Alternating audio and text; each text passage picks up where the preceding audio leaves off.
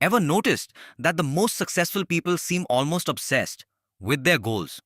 In chapter 1, Napoleon Hill tells us that success isn't about luck, intelligence, or background.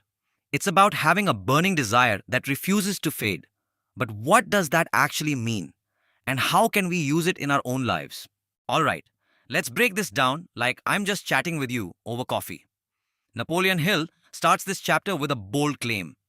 Everything starts with desire, but he's not talking about just wishing for success. Like, oh, I'd love to be rich someday. No, he means a deep, burning, almost obsessive desire to achieve something. To prove this, he tells the story of Edwin C. Barnes, a guy who had one goal in life: to work with the great inventor Thomas Edison. But there was a problem. Barnes was broke. He didn't have the education, money, or connections to walk into Edison's office and land a job, but that didn't stop him. Instead of making excuses, Barnes jumped on a train to Edison's office and said, I'm going to work with you one day.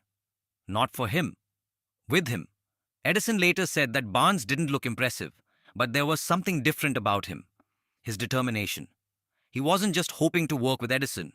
He had already decided it was going to happen. Now here's the interesting part. Barnes didn't get the job immediately. Edison didn't even take him seriously at first. But Barnes didn't give up. He took whatever small job he could get in Edison's company and waited for the right opportunity. Years later, that chance came. Edison invented a new machine called the Edison dictating machine, but his sales team wasn't excited about it. Barnes saw an opportunity, took the product, and sold it like crazy. He became Edison's top business partner. Hill's point? Barnes got what he wanted because he refused to accept failure. He didn't say, I'll try and see what happens. He decided he was going to work with Edison, no matter what. So, how do we apply this? Hill gives us a 6-step formula to turn desire into success. And trust me, if you actually apply these steps, it'll change the way you approach your goals. 1. Be clear on what you want. Don't just say, I want more money. Instead say, I will earn Rs 10 lakh in 3 years by starting my own business. 2. Decide what you'll give in return. Success isn't free. What skills, time, or effort are you willing to put in? 3. Set a deadline. A goal without a deadline is just a dream. Be specific. 4. Make a plan and start immediately. Even if the plan isn't perfect, start now. Adjust as you go. Write your goal down. Put it in clear, strong words and make it real. 6. Read it out loud twice a day, morning and night. Remind yourself of your goal to program your mind for success. Most people want success, but they don't have a clear plan. They don't commit. Think about it. How many times have we said, I want to get fit, but never actually made a real plan? Or, I want to start a business, but kept waiting for the perfect time.